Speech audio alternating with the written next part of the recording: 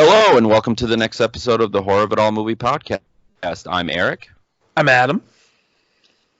This week, we continued from last week because we decided we wanted to continue a bit more with some Chucky, so we watched Child's Play 2. So, as the tagline says, sorry, Jack, Chucky's back. As I do with all of them, I don't want to always repeat the first line, but I wanted to let everybody know we cover a lot in all of our podcasts, and from the movie, we literally talk about the movie. So if anybody hasn't seen the movie, definitely watch it first. It's just a recommendation. Do whatever the fuck you want, but it's just people might complain about spoilers, like you told this or that. Well, yeah, I warned you. So yeah, you've been warned. I think I'll go into a few little bit of history with Child's Play 2, and then get right into the movie, and then I got a few more like little fun facts when we're all done talking about the movie, kind of like we did the last time. Nice. Okay, so I will say it's not really a fact, but it's my favorite poster of the whole series. The poster really doesn't have much to do with the movie exactly, but with the Jack in a Box and the scissors, I always like that image. It's a cool image. I don't know if that's the same cover you got with that's on the Blu-ray. I know it was on the DVD. Yeah, it's the same one for the Blu-ray. Oh, cool. Was there anything on yours, or was it basic, like a trailer or whatever? Because that's what's on my Blu-ray. I'm not even sure. I think it started playing as soon as I put it in, so I didn't even really look at the menu. Okay, so you probably have the same disc, because that's what mine does too. Because you actually have to hit pop-up menu for it to even come up, and there's nothing really on it. But so hopefully someday I might get a good with special features, but we'll see. Get into some of the history of it, because of course with the financial success of Child's Play, Mr. David Kirshner was very excited to get a sequel underway. Still had a good relationship with a lot of the people from the first one, like Don Mancini, as I mentioned before, who's been all through the series. He pretty much he's the Chucky guy. But during production on the original Child's Play, of course, they decided that they would try to write a sequel, and David asked Don if he wanted to, and of course he said yes, definitely. So he was all excited.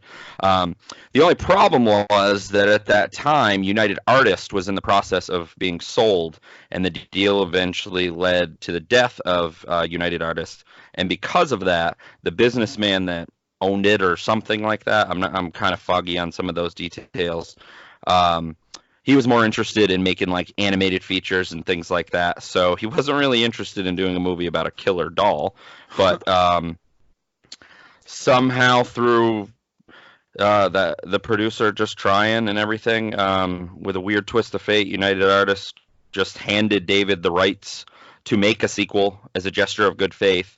And he went to Universal, and the reason why he ended up going to Universal, why Chucky's the whole history started in Universal with Part 2 and every other one, is, well, other than the remake, but again, we're not talking about that, was because of an old friend, as it's written. Steven Spielberg suggested he go to Universal, and he kind of put in a good word for him, so to speak. So that's kind of how that happened. David also, with fellow writer John Lafia, who wrote one of the drafts of the first movie, he brought him in, but this time he directed. And that's all I have other than about people that are in the movie. Alex Vincent, who played Andy, was of course the only one to return in the sequel. I'm glad he came back, but it's kind of a bummer that was it. Yeah, definitely. He's unfortunately, spoiling not the movie, but the character Andy is in 3, but it's not him because of, like, I'm guessing, like, the whole age thing, because they jumped a bit in the future, and then Hmm. the movies are only a couple years apart, so that wasn't going to work. Um, so he's not in that one, but spoiler alert, so to speak, he does reprise his role in later one of the more recent entries. So that's something to keep your eye out for. So the people out there that are interested in Chucky, Brad Dourif, of course, I went big into him where we were talking about him the last time. I won't talk too much about him this time. Of course, he reprises his role of Chucky's voice, which he does in all of the Child's Play movies, not including the remake. I hate that it's there. It's almost like an annoyance. Like, just go away so I don't have to keep saying it. Never gonna happen. But yeah. And of course he was great as always. Yeah. Much more one-liners in this one too. Like he had them in the first one, but they really amped it up in this one. And it's silly or it's whatever, but I always get a chuckle. Which we'll get into some of those. At this point, it was because after I got a couple things about the people. Was there any? Did you have any little facts or anything cool you found out, or you want to just wait on those? Or I have a few, but I'll hang on to them. okay, then I will get into the cast. I'm probably saying her name wrong, but it looks like her name is Jennifer Gutter. She played Joanne, the foster mother. She has been in quite a bit, but people listening to this podcast, if they're mainly into horror, would have seen her or know of her because of American Werewolf in London. Garrett Graham, who played Phil, he's done a ton of stuff, but just to name a few to kind of get through it, for people that would be watching this that might be interested. He was in Phantom of the Paradise, which it's this weird fucking like musical directed by Brian De Palma in the 70s, and I don't even like musicals, and I love this movie, so it's a lot of fun. He did a National Lampoon's movie called Class Reunion, and he also did a movie in the 80s that is a bit of a cult classic called Terror Vision. Just to name a few of his. I think her name is Christine. Yeah, I think I'm reading that right. Christine Elise, I think. She played Kyle. She also, spoiler alert, reprises her role later on down the road in one of the sequels, so that's definitely something cool to look out for people. I've also met her. She signed my Child's Play 2 poster along with Alex Vincent, who played Andy, as I mentioned in the other one. Couple things that she did. She was in one of the remakes of Invasion of the Body Snatchers, just called Body Snatchers. That came out in, I want to say 1990, something like that. It was directed by Abel Ferrara, who did like Driller Killer and Miss 45 and things like that. That movie the story was written by Larry Cohen, and the screenplay was done in part. There was other writers, but was from Stuart Gordon, and I've never been good with this guy's name, but I'm just gonna wing it. Paoli, but they are known for the Reanimator fame. They've worked together before. So they also did a movie called From Beyond. So if you like Reanimator, you'll like From Beyond if you haven't seen it. Nice. And Kyle, I know her as Kyle mostly, but Christine, a couple other quick little things that wouldn't necessarily might pertain to people listening to this, but who knows? There could be people like me or us that we're not just horror. We're open to whatever. I like a lot of TV shows too. Yeah. So she played. This one might not be one for this crowd, so to speak, but I liked her. She was only, I believe, for only like one season or so, but she played in a season of ER years and years ago. She played a character called Harper that I really liked. But I did mention she's in a future sequel if anybody's looking for it. But I kind of don't want to give too much away, so I won't say what sequel that is because I already gave enough away saying that because it's kind of a surprise in the movie. But yeah, that's about it for before movie facts. I can dive right into the movie unless you wanted to say something? No, I'm good. All right. Well, uh, all right. So I'll dive right into the movie. The movie begins with a close-up of Chucky's eyeball surrounded by melted plastic, where they proceeded to take out like the eyeballs and scrape all the plastic off. Because at first I'm thinking like, is this company just really this cheap that they they find this supposed doll that everybody, of course, like, yeah, whatever, that didn't happen or whatever. They can't make a new one, so they redid it, but it ended up being because they were testing the doll. But they scraped it down like right to metal, and they put a new rubber face on it and made it all like pristine looking with the freckles and everything. That was a cool scene. Yeah, I thought so too. It was really cool. Yeah. And then they pop in some arms and some legs. And from here, I'm not sure either one of these guys' names, and I've seen the movie this many times, or exactly what their title is, but you'll know who I mean, and people who have seen it will probably know what I mean. It's then the president or owner of Play Pals Toys pulls up in a limo, and one of his employees that looks like one of like more of a head person type guy is telling him the news about Andy Bartley.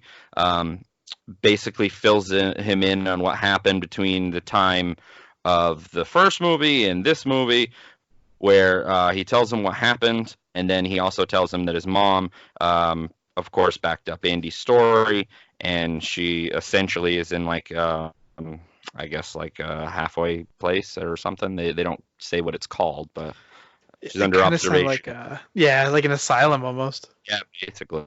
Which was definitely sad, but it to be expected. Like that's probably what would happen in reality. Like okay, kind of thing, because all the things she said was crazy. And then he also tells him that there's been rumors going around, and this one gave me a chuckle, that the reason why that there possibly could have been is that somebody tampered with the voice cassette so that it would say things like, "Hi, I'm Chucky, the Lakeshore Strangler, and I'm going to kill you."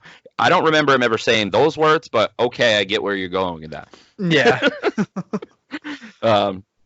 He then explains to the boss that they rebuilt the doll from head to toe, essentially, to do tests on it, basically. And the two men working on it with the machine.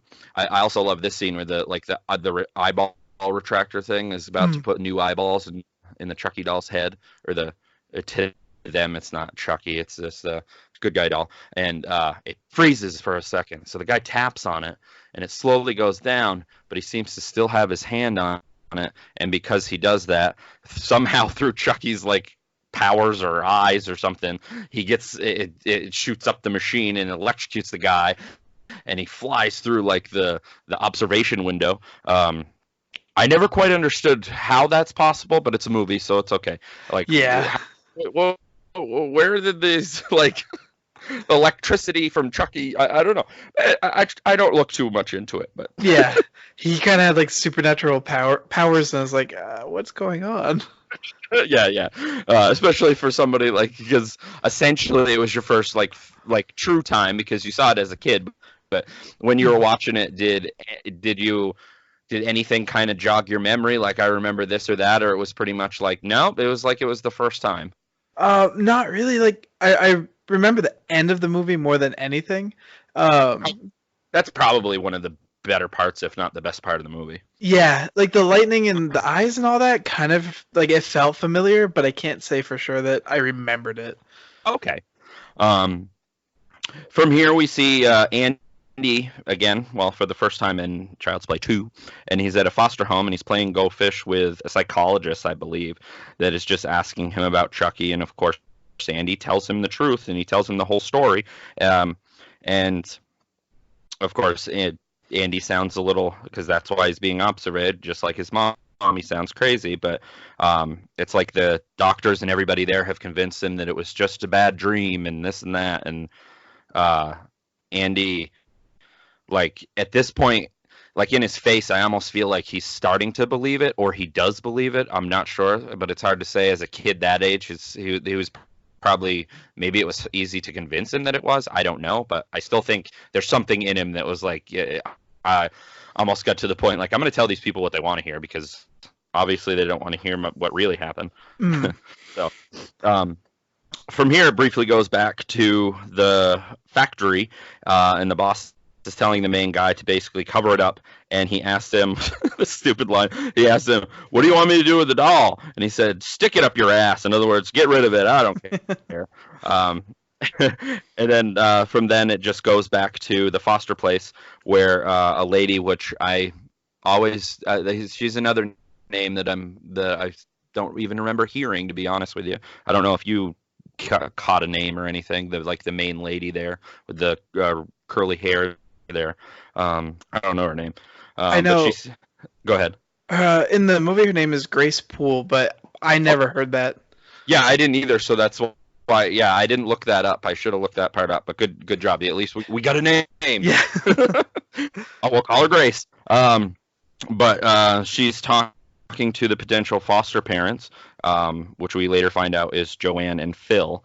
And Phil, of course, has reservations about it, and he basically said, "A child like this," and the woman explains that everything that happened to him, he basically turned into a fairy tale, a child's way of coping with a difficult situation, blah, blah, blah. But from here, you see them in the car, and they're trying to find out what Andy's favorite food is. And as this happens, Andy looks at a picture of his mom really quickly, and they slam on the brakes because they almost get hit by, of course, it's a Play Pals truck with a giant good guy doll on it. So Andy sees that. And then you see him. They get back to his foster home, I guess. He looks around, and they explain like some things that they can't play with or touch, like the collection of Joanne she has. I believe, if I had to guess, they're like, I don't know what you call are they China dolls or something like? I don't know what they. Yeah, they look like that blue porcelain, but what's like tchotchkes, I guess. Okay. I couldn't think of the right word what they were, but of course this is kind of foreshadowing something that happens later on. But they definitely don't touch these because they mean a lot to Joanne and all that stuff. And then Andy, help them out if you're fostering kids, like yeah, just asking for what to break it. Yeah, good point.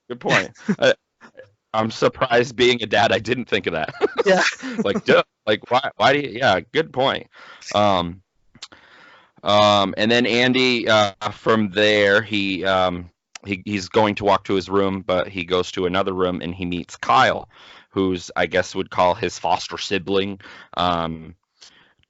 Joanne also catches her smoking and says, "Phil will be so angry and he'll kill you," or whatever. Whatever she says, I can't remember.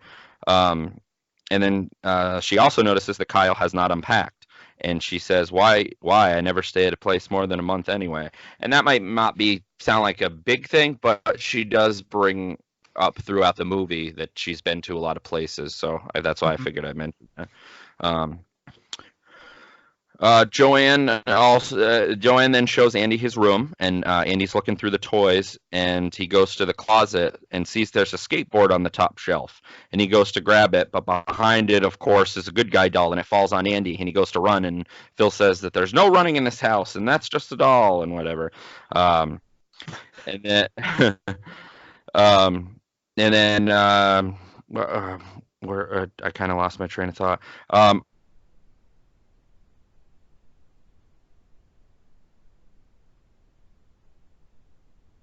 You pick it up, you hear famous like good guy line, except this one's name is Tommy. "Hi, I'm Tommy, and I'm your friend to the end. Heidi ho, ha ha ha." I don't know why I feel like I need to say that again, but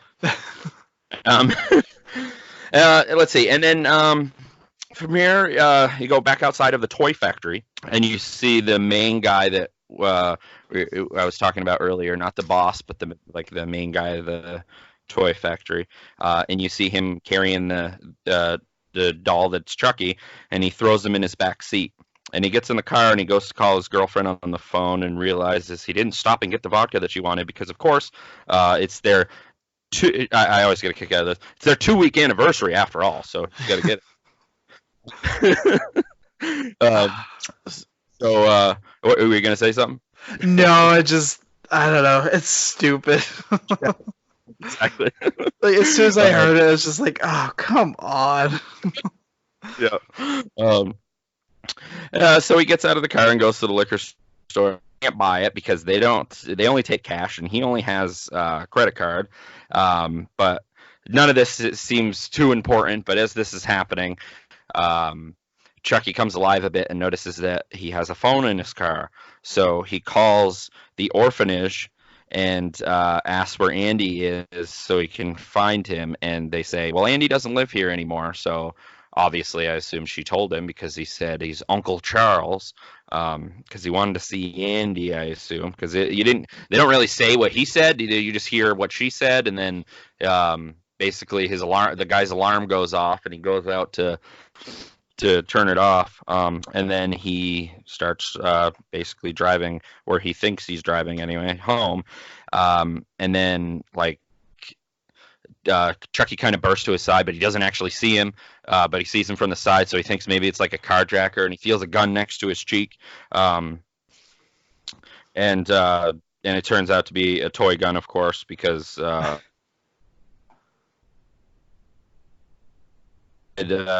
to get basically, I guess, to get as close to Andy as possible. So he goes to a little parking lot and he tells him to park this piece of shit, and he parks it, and then he squirts him with a gun and says, "Bang, you're dead," and then kind of lets his guard down, like, oh no, he must be kidding or whatever. Then of course Chucky disappears and for a second, and he ends up tying his hands with a jump rope, and then he scares the shit out of him after he says that with the gun, and comes from the back seat with a plastic bag and suffocates him. I don't have much to say about that kill. It's definitely abrupt. It's not. I guess depending on the person, it's not too graphic, and you know what I mean by graphic. Obviously, it's graphic, but I mean like not bloody or anything. Yeah. And then you see like almost like a first person view, which you see periodically through the movies, really. And well, at least now we know who it is. It's Chucky. And he goes to walk through the front door and briefly flashes upstairs where Joanne is reading Andy a book. And Andy is scared because it's a new place and there's a thunderstorm, and he asks Joanne to sing to him because that's what his mom did. Chucky, however, is downstairs, and he comes across the Tommy doll, the other good guy doll, and Tommy starts to talk to Chucky. "Hi, I'm Tommy," and Chucky punches him, and he falls over. "Shut up, you idiot." And I was talking about with like the porcelain dolls there, he proceeds to beat. Oh wait, before I say that, when Chucky punches him and he falls on the floor, it's like the dog glitches, and it just keeps saying, "I like to be hugged. I like to be hugged. I like to be hugged." So Chucky essentially beats him to death with one of those porcelain things and caves his fucking face in. It's funny watching a doll murder another doll. Yes, very much.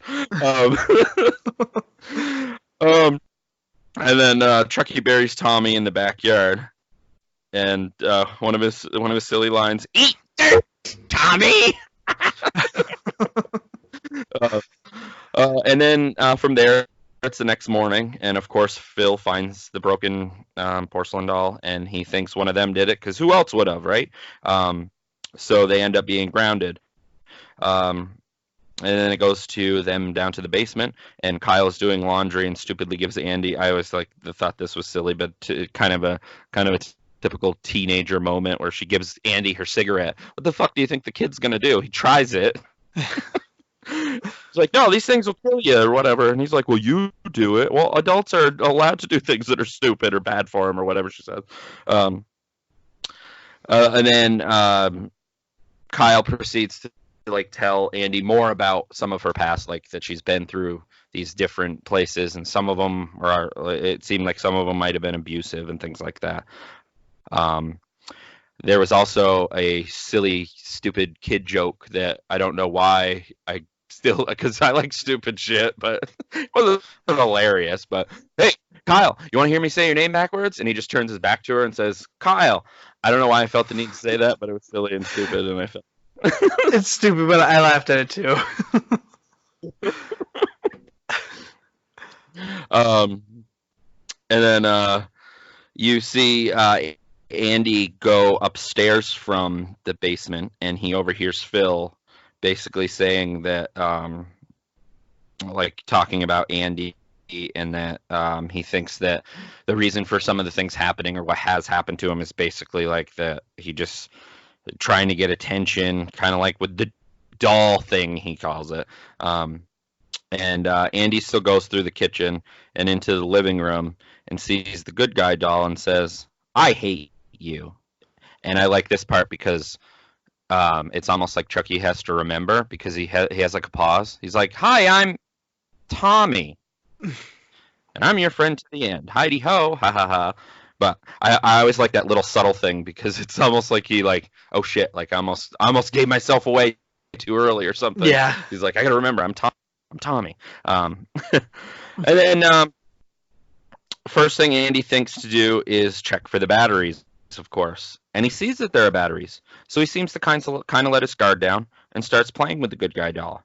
Joanne and Phil sees him with the doll and seem to think like, well, maybe he's adjusting okay. Kind of gives that face. They don't say anything, but and he's on this after that he goes there. They go outside and he's on the swing where Chucky buried Tommy right underneath. So he sees Chucky's head in the background as Kyle gets on the swing, and he kind of turns his head and his eyes get all wide like, shit, she's gonna bury it or whatever. But they don't yet. And they're called in for dinner, and Kyle tells him, don't forget your doll. And then that goes to nighttime, and Andy is sleeping, and I love this scene because I thought the effect was like really good, because at first the doll's just sitting there, and just the subtleness of him just coming alive, like it's seamless. Like I can't even tell that it's an effect. Like it just seems like, oh, he's alive. And he just kind of looks at him. I always like that effect. And then Andy wakes up abruptly because he finds very soon that this doll is indeed Chucky. And one of my favorite lines that I said that I told Alex Vincent the first time I met him is, "Did you miss me, Andy? I sure missed you." But he ties him. He ties him to the Chucky ties Andy to the bed with like jump ropes and stuff like that, and he just barely starts to do his hide the soul thing. And I think this might be where he first says it, because remember I mentioned it to you on the first one, like, did they say that? Because you hadn't heard it before, and they never said it on the first movie, but I think this is the part where they first say it, where Chucky first says it. I might be jumping ahead, but I think this is the part. But anyway, he doesn't get very far because he hears something, and it's Kyle coming through, sneaking in, going through the window. But of course, Andy's yelling, kill him, and he punches the doll. And because of all this ruckus, the Joanne and Phil come in, and they look and see like, oh, well, you obviously did this to him, so he wouldn't tell on you or whatever. And then let's see, and then he's I'm getting ahead of myself here. Okay. And then Phil just takes the doll and he throws it into the basement.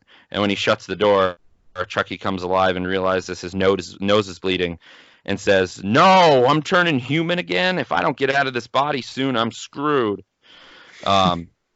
And then from there, Andy goes to his first day of school, where he walks to the bus with Kyle and tries to find out how did you manage. Kyle tries to find out how did he manage to tie himself up, and of course he's like, "You wouldn't believe me. You're just like everybody else," or whatever. But Andy pretty much his whole day consists of just, he seems to be looking out for Chucky. He's not really focusing on school things or anything. Yeah, because he's already at school, and he Chucky's already at school, as when Andy's outside at recess, and he writes on one of Andy's little pictures that he colored, and in giant letters writes "fuck you, bitch." So Andy gets in trouble, um, and from here that it flashes into the teacher reading them a book, and right after that Andy's putting some toys away, and she finds the picture that she of course thinks Andy did it, because who else would have done it? And she's like, do you think this is funny? And he gets in trouble. The scene here, like, maybe it was different at some point or another in some schools, but can you really lock a kid into a classroom? Yeah, that's not allowed. So I always got a kick out of that, like, really? But it's a movie, so anyway. But before she does that, Chucky is in the cupboard. Of course, he's not alive at this point. He's always alive, but I always say, you know what I mean by alive. Like he's just playing dead, basically. And she's like, and you can't have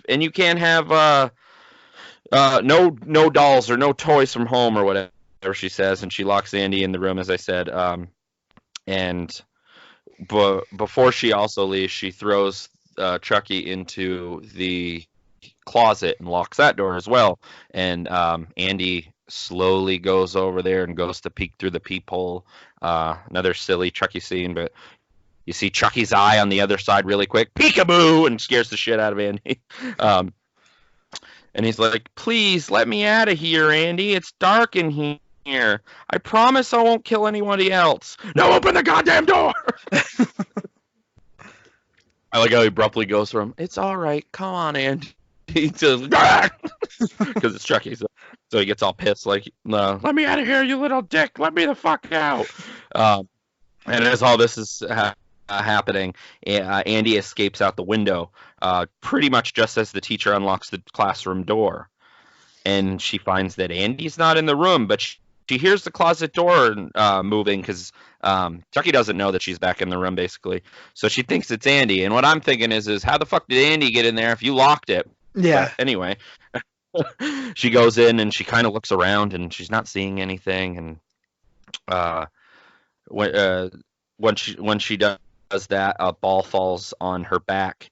And when that happens, it kind of like distracts her a little bit. But then Chucky bursts out with like an air pump and stabs her. And she falls backwards into a bunch of desks and falls over. And I love the scene of Chucky coming out with the fucking yardstick, and you've been very naughty, Miss Kettlewell, and he beats her to death with the yardstick. You don't really see that, but you know what's going on. I can't even imagine how long it would take to beat someone to death with a yardstick. Yeah, right.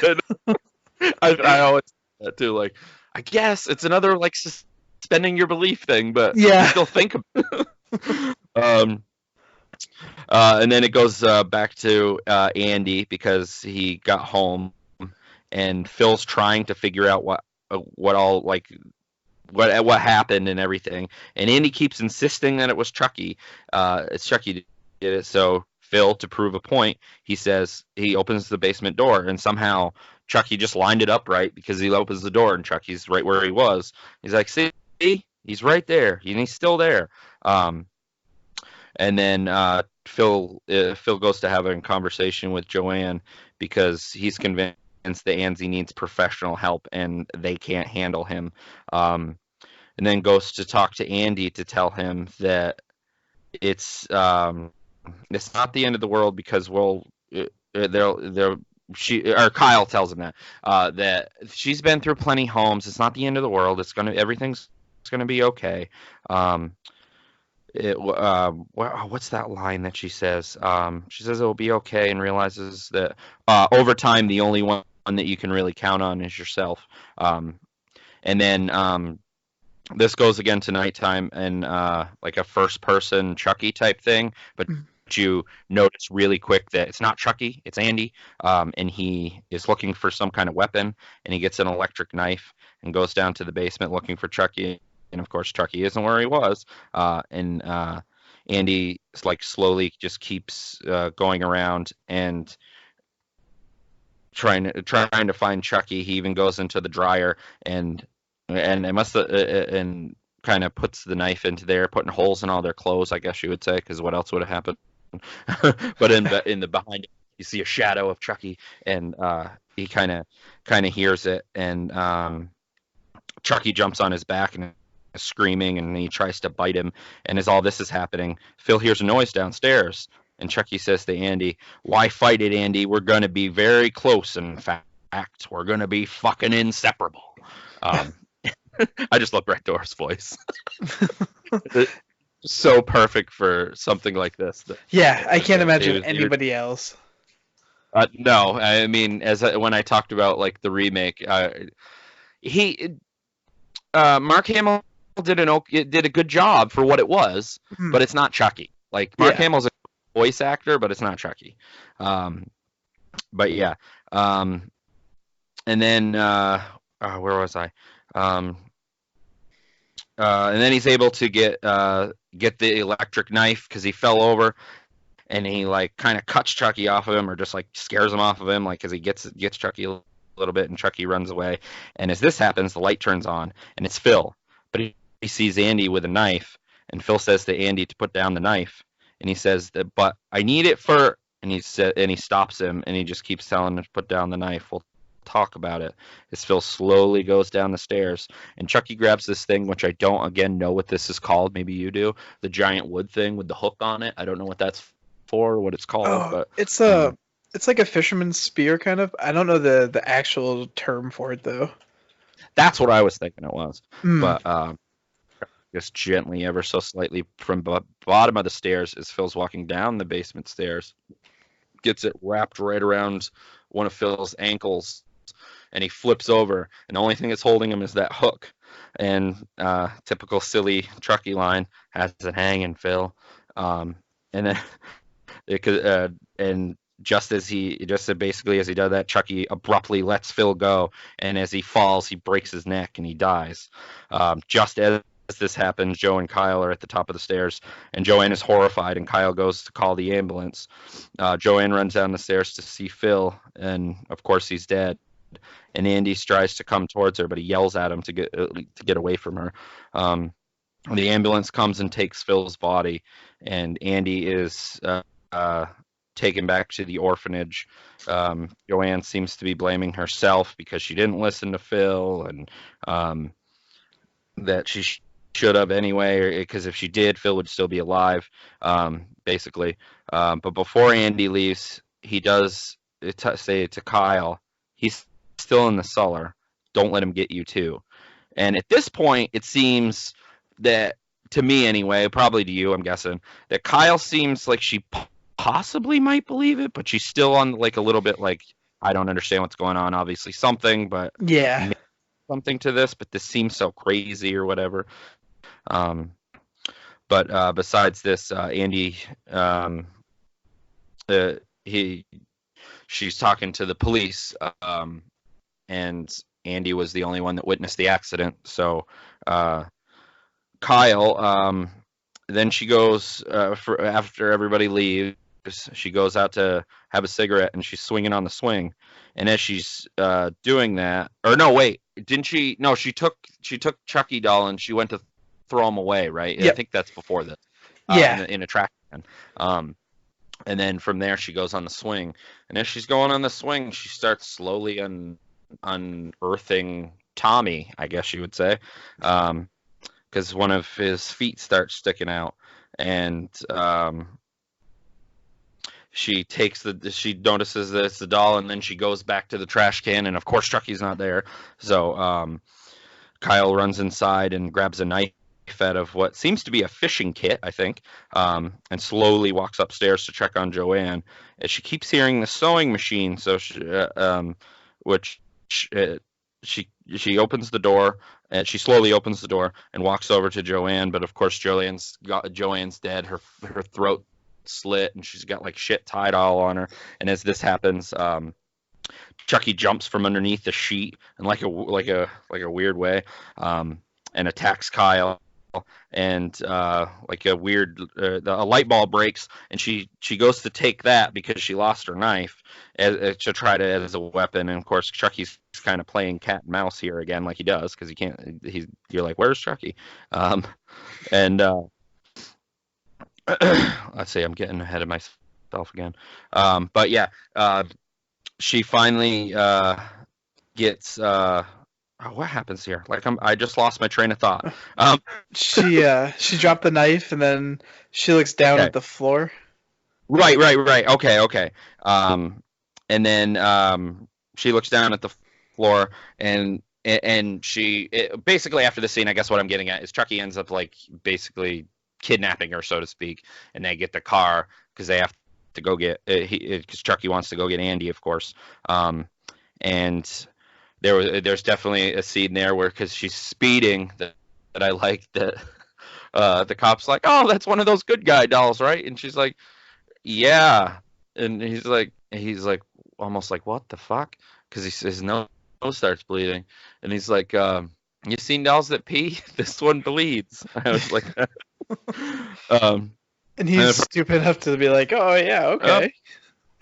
Yeah, just do the speed limit or whatever. Have a good night or whatever. Yeah. And from here, it goes to Andy at the shelter where he's getting ready for bed, except he's not going to bed, as you can tell. And it goes back to Chucky in the car with Kyle, and he's getting pissed because she's not getting there fast enough for him. So Kyle says, "Fine, let's get pulled over again." And he tells her just to shut up and drive before I kick your fucking teeth in.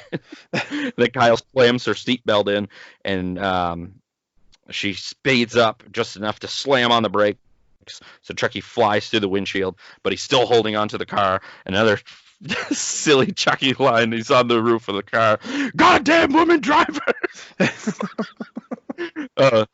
He finally does fly off the car, and he's in front of a fence, and she goes to slam into him, but of course she gets out, and Chucky's gone again. So she goes to look for Chucky, but Chucky finds her I think on her back, and holds the knife up against her and says, "Playtime is over."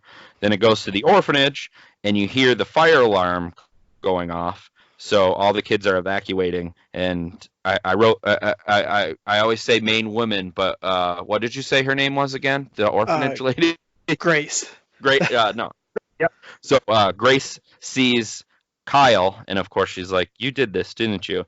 And she's holding Chucky, and Andy also sees this, and then she grabs the doll. They go into the office, and she grabs the doll out of her hand, and as soon as she does that, Chucky comes alive and is like, "Amazing, isn't it?" And he just stabs her to death, and she falls into the copier and like has a bunch of squished face copies that come out. I like that one. I do too. And she and after that, Kyle. Let's see. What did happen there? Andy. Oh right. She goes. She goes to take Kyle goes to take Andy, and as she does it, she just barely doesn't get him, and because Chucky slams the door, and Kyle's pounding on the door, and they end up going out the window. And now Chucky has Andy. And after they escape the orphanage, they see a newspaper truck, and Kyle does finally get into the office where it's too late, and she gets back in her car, in the car. I don't think it was her car, but gets back in the car, and follows the truck. And I love Chucky's little finger, like when he gives her the finger, like it's so stupid. Yeah, but she keeps blowing the horn, like trying to get the guy's attention, and she finally does. And of course they're gone again, and I love the way the guy delivers the line, because he's like, "What are you doing? You crazy bitch!" And then she runs away. And Chucky. From here, they go back to the toy factory. She heads there because she sees Andy, and Chucky is bringing Andy to the toy factory, and Chucky says, "We're home," and like knocks him out abruptly, and starts to do the voodoo ritual and to transfer the soul.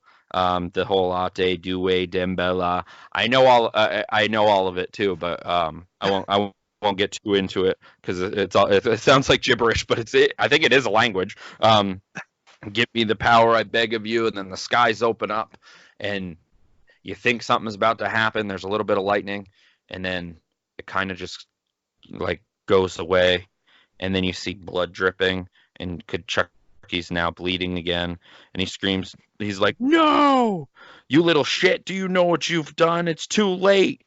I've spent too much time in this body. I'm fucking trapped in here."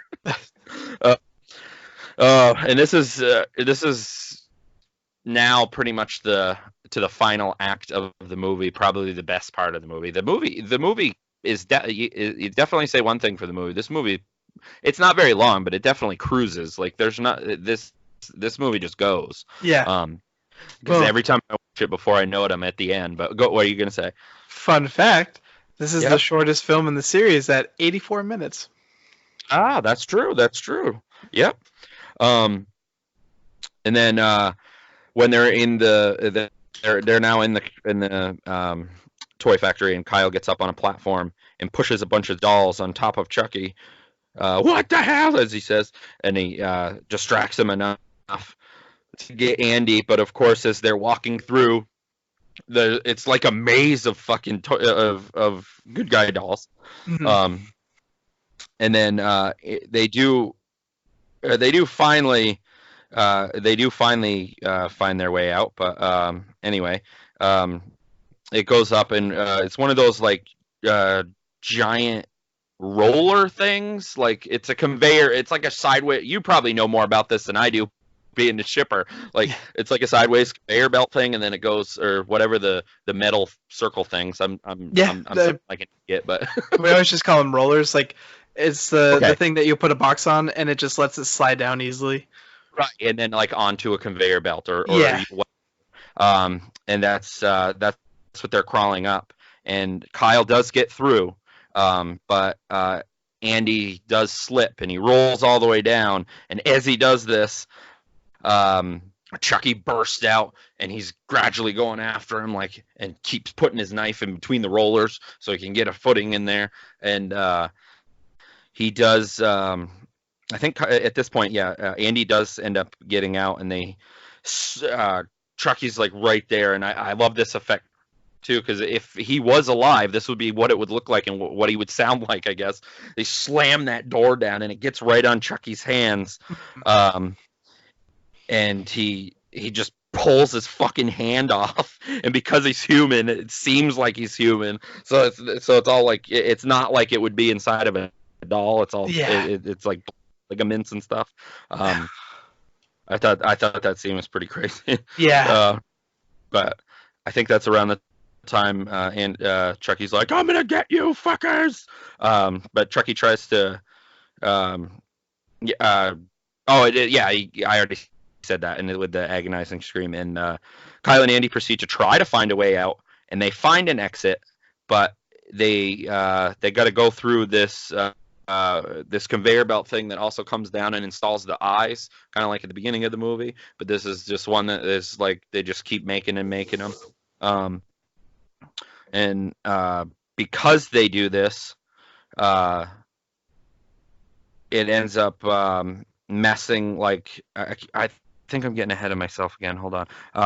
Kyle gets through, and Andy hesitates. But meanwhile, Chucky rips the handle off the knife because he's get it in, and just drives the stump of his hand to the knife and tapes the hand. So now he's got a knife hand.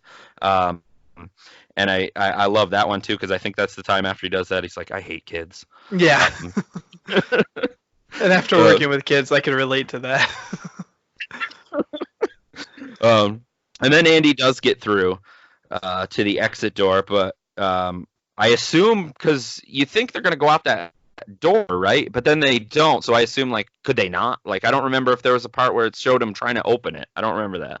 Um, but but from there, it just kind of they just kind of go back through the factory, and then the conveyor belt, as I said, messes up, and something foreshadowing that's coming. Andy is standing with Kyle, and he notices there's like this vat of like super like hot plastic, and it gets Andy, but Kyle notices and rips him out of the way in time. But yeah, anyway, the operator that I keep talking about, this kill I thought was pretty brutal. He tries to fix the machine, and he finally does, but then I think Chucky hits him in the head or something, and like he falls backwards, and just enough to his head gets in like the brace like the dolls would be, and the fucking thing comes down, and the plastic eyes into his eyes. I always thought that was a crazy but great kill. Yeah. And then Andy accidentally ends up hitting an alarm, which Kyle stops, but it helps Chucky kind of find where they are for a minute. And at this point, I might have got ahead of myself. Where Kyle stops, but he tries to, and it is really. I hate when I lose my train of thought.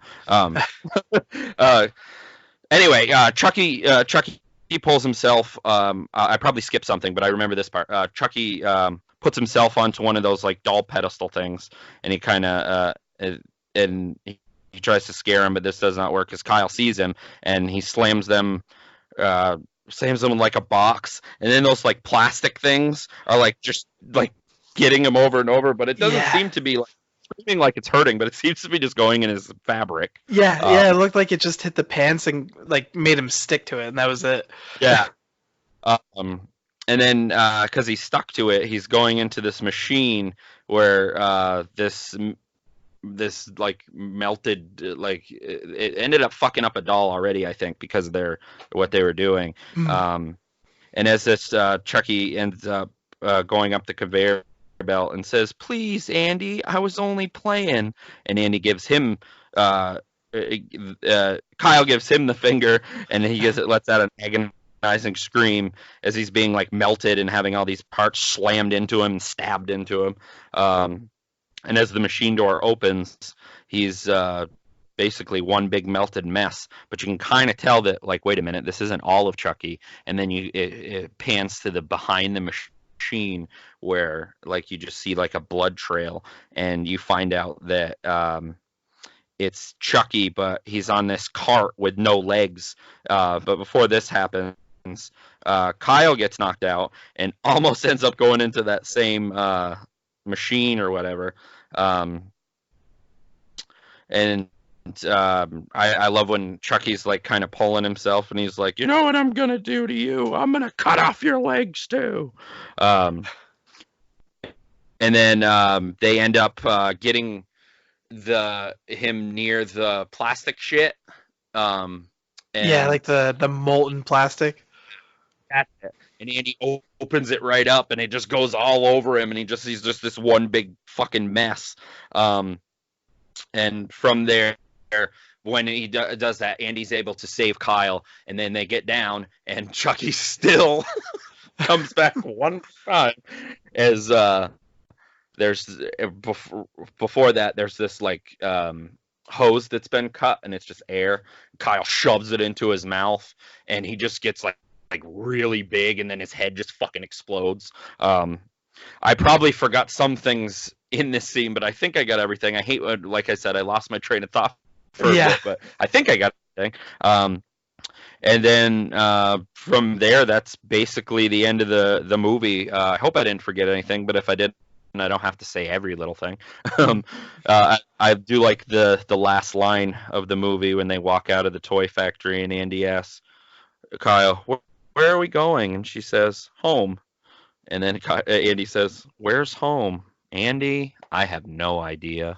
And that's Child's Play 2. I'm fucked up a little bit, and I was like, a little bit, but I'm still recovering. I'm still recovering from being sick. Fucking winter. I'm so sick of from Winter, but yeah, that was Child's Play 2. So what were we got through the movie? I should have said this at the beginning, but what were your initial thoughts after you watched it? Did you enjoy it like you did the first one, or are you kind of like it's a cool continuation, or? Yeah, so for people that might not have heard last time, this was the actual rewatch that I did. Because I had seen this one when I was a kid, but I screwed it up with the first one. Yeah. Yeah, but I didn't remember a lot of it, like the end in the toy warehouse. All of that stuck with me, but nothing in between. Okay. Yeah, but I definitely I liked it. I liked the first one way more though. Okay. But it was still a good fun movie. Yeah, definitely. Mm.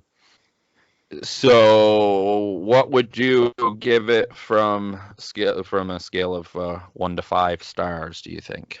I'd give it a 3, like right down the middle. It was good. It definitely had some flaws. Like I wasn't as crazy about all the kills, but I still had a Okay. good time watching it. Yeah. Yeah, it was. Were the kills that you, because you said not all the kills, but some of the kills that you really did like? Because my favorite kills are like the more like brutal ones, like the fucking guy like that was brutal with the when he got stuck in the machine and he got the Yeah, with eyeballs the in his eyes. Yeah, I eye. like that one a lot. Um, I was bummed with like the foster mother. They didn't show it or anything. It was kind of right. like, Yeah. oh, she's dead. Yeah. Um, Yeah. yeah, like that kind of bummed me out. I get that. Yeah. And like you said with the plastic bag one, I wasn't crazy about it, but at the same time, like just imagining that, I was like, oh, that Sure. sucks. And So, Chucky kind of just take and there was nothing else in the car, so he probably just grabbed a fucking toy plastic bag almost. yeah, I never thought of it like this because it always on toy plastic bags, this bag is not a toy. yeah. And because people can get suffocated or whatever. Like, I never thought of that. I just did now. But yeah, I have, like I said, a few more things at the end, and that's about it for Child's Play 2. Did you have anything else with your stuff that you wanted to say before Yeah, I finish up? a couple notes. So I read it opened at number 1 at the box office when it came out. Yep, Um, that was that's pretty cool. yep. Um, Brad Dourif, I guess when he did his voiceover work for it, they had him do all the voiceover work before they actually filmed the movie. That way they could Yep. line up the animatronics and everything, hit the mouth to his lines. Nice. Yeah, that's definitely Yeah, a cool fact that I knew. yeah, Yeah. and that was kind of a bummer too. Like, I can't imagine being a part of a movie and not being there for like the whole thing. Oh, true. Yeah, like to me that would bum me out, but it makes sense why they did it. Almost like animated movies where I hear it all the time because I watch like a lot of interviews or like talk shows, and the movie could be in the process in the works for like 2 years, and none of them end up actually working with each other because they're alone in a booth just talking and doing their lines, and it's hardly ever like together. I always found that interesting. Like you'd think it'd be more fun if they were, but I guess with schedules they do it when they can. But Yeah, they just make it work. yeah. Um, but did you have anything else? Yeah, Or 2 more. was that Uh, it? Okay, go. so, and I didn't catch this, but apparently Andy only says 3 words to Chucky the whole time. All he says is "I hate you," and that's it. Yeah, when I was looking up things and trying to find like any other facts that I didn't know, I've seen the movie tons of times, but I I read I read it too, like as you found it, and I was like, really? Yeah. And I guess so. Like, yeah, I guess so. Like, I guess that is true because I mean, it's a fact, and I don't remember him saying anything else, so that is pretty Yeah, weird. yeah, that one Because threw he me off. talks to him a lot. He Yeah, talks to him a lot. The first one. well, I guess like anytime Chucky talked to Andy, it was just one sided, which I never paid True. attention to. Yeah, true. So, huh.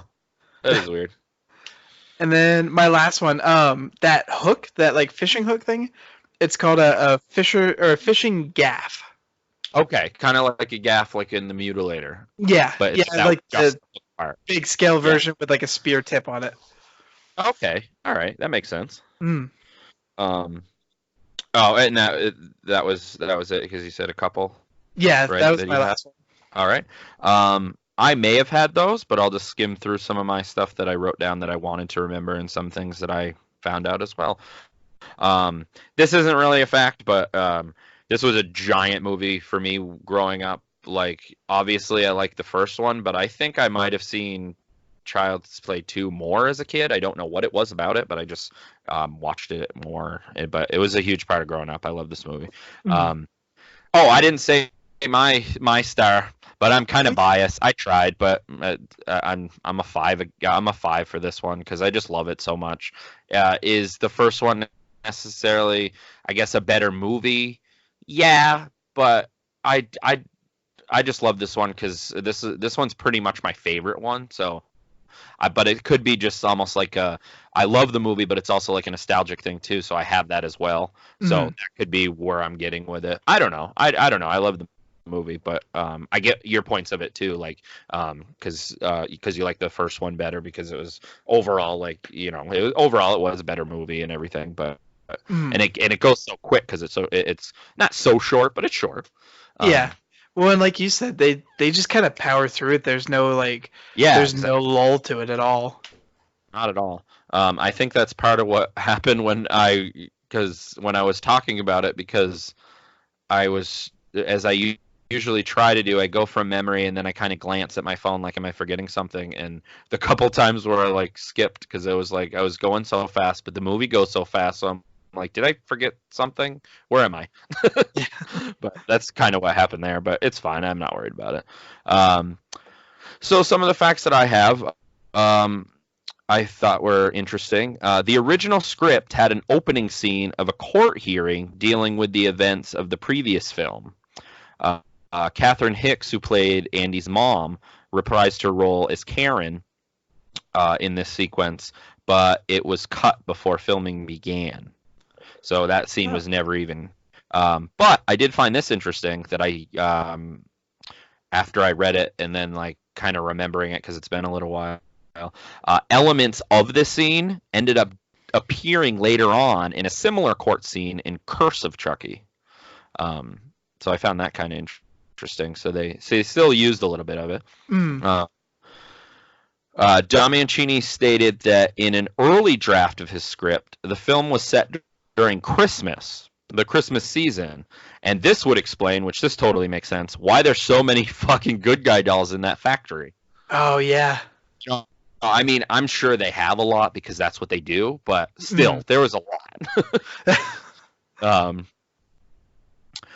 the good guy doll Tommy, he was actually named after the director of the first one, Tom Holland. I thought that was interesting. Oh nice.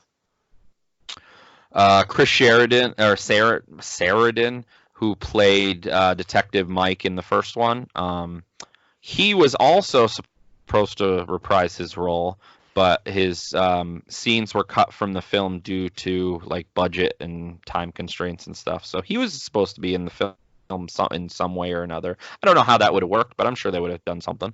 Mm. Um, Kevin Yeager, who I mentioned, he was part of the effects team in the first one. He was also in this one, and he ended up directing several scenes of Chucky with like some of the more problematic scenes, like with the puppetry and things like that, because that was his field. So he ended up directing some of those scenes to make it easier on everybody else. I did want to mention this. I don't have too many. I don't think I have any. This isn't really. It's a fact, but it's not really about the movie. But I'm Mm. such a movie nerd that whenever I'm watching anything, be it movie, a show, a documentary, whatever, and if somebody's talking or it's in a scene and you see like a shelf or a bookshelf or anything with movies on it, or if somebody's in a video store, I'm always trying to pick out like what I can find, like what movies here, what movies there. I know it's total nerd thing, but I still do it to this day. No, I feel it. I'll even pause sometimes. But the reason why I brought that up, because I thought of this at the last minute when I was like, I think I'm good. I think I got everything I wanted to say. I'm sure there's plenty more things, facts and stuff, but because as you probably remember, I'm a big Seinfeld fan. Yeah. And later on in the series, like some of the later seasons, I don't remember how many, but it was a few. It was definitely a few of the later seasons. On there's a copy of a VHS copy of Child's Play 2 on Jerry's shelf with all his VHS tapes, and I always noticed that one first whenever I saw it. Nice. Total nerd thing, but I guess if there's anything else you wanted to say, I'm good. Well, as I always say, call it a podcast. I think we got everything in there. But if you thought of anything when I was talking, No, I think that was it for me. okay. So hopefully it's not too terrible for you when we go to get the podcast going again. But if you have any trouble, just let me know and I'll do it again and we'll see what else we can do. Yeah. So I guess. From here, because we were kind of on agreement, I guess I will say it on the podcast if we're cool. We'll go on to part 3. We're not gonna go anywhere beyond that right now because we have plans in the future, definitely, as we talked about. But not gonna go into those. But if you're cool with it, I guess we'll just say that that's the next one. If you're in agreement. Yeah, right, I feel like at this point we kind of have to finish off the first, Yeah, the first. I guess the first trilogy. I don't know what to call it. Because the first 3 are still called Child's Play, and from there each one is Chucky, like Bride of Chucky, and Seed of Chucky, and Curse of Chucky, and Cult of Chucky. No, it's all Chucky. But these are the last of the Child's Plays, other than that other thing.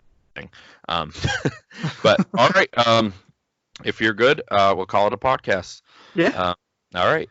Well, this has been the Horror of It All movie podcast. Until next time.